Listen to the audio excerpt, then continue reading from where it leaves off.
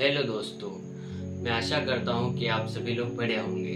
तो हमारा आज का टॉपिक है कि हम अपनी लिखावट में कैसे सुधार करें। तो लिखावट सुधारने के लिए हमें पहले कुछ ऐसे महत्वपूर्ण बिंदुओं को ध्यान में रखना होगा जिससे हमारी लिखावट में जल्द ही सुधार आ जाए।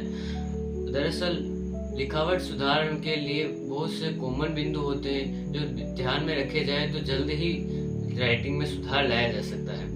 मैं आपको कुछ उदाहरण के द्वारा समझाता हूँ कि कैसे हम अपनी राइटिंग में सुधार ला सकते हैं। अपनी राइटिंग में सुधार लाने के लिए हमें सबसे पहले ध्यान देना होगा कि हम किसी भी अगर कोई भी शब्द लिखते हैं, जैसे मान लें कि हम कमल लिखते हैं तो हम उसके ऊपर लाइन खींचते हैं। तो बहुत से ऐसे लोग क्या करते हैं, गलती कर देते हैं कि अब लाइन को आड़ी टेढ़ी खींच देते हैं, जिससे भी राइटिंग में बहुत प्रभाव आता है। जैसे मैं कोई कमल लिखता हूँ, अगर मैं उसके डंडा ऐसा खींच देता हूँ तो उसकी राइटिंग दिखने में वो सुंदर नहीं लगेगा।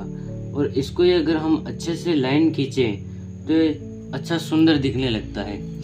पहला बिंदु लाइन अच्छी खींचना। दूसरा कि हमें ये ध्यान रखना है कि हम कोई भी शब्द लिखें तो उसका मध्यम जो रेखा होती है उसे सही खींचें। जैसे मैंने क लिखा तो क की जो ये रेखा है उसको सीधा रखें, जिससे ये शब्द अच्छा बन पाएगा।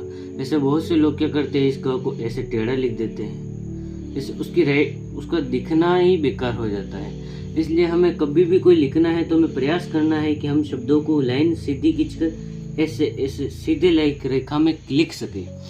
यह आपको घर पर प्रयास करना है और आपके प्रयास से ही धीरे धीरे आपकी लिखावट में सुधार आएगा। और दूसरी बात, हम शब्द लिखते हैं, जैसे बहुत से ऐसे शब्द होते हैं जिन्हें हम गलत तरीके से लिखने का अच्छे नहीं दिखते। जैसे मान लिए ये हम ह लिखते हैं तो बहुत से जैसे ह ऐसे लिखते हैं, लेकिन हमें ह को प्रयास करना है कि हम ह को ऐसे लिख सकें, ये ऐसे लिख सकते हैं। तो हमें इसको प्रयास करना है जिससे हमारी लिखावट में सुधार आएगा। तो ऐसे छोटे छोटे बिंदु हैं जिससे हमारी लिखावट में सुधार आ सकता है।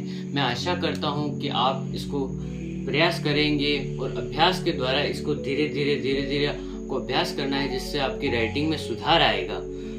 अगर आपको ये वीडियो कुछ जानकारी मिली हो तो लाइक करें, शेयर करें। धन्यवाद।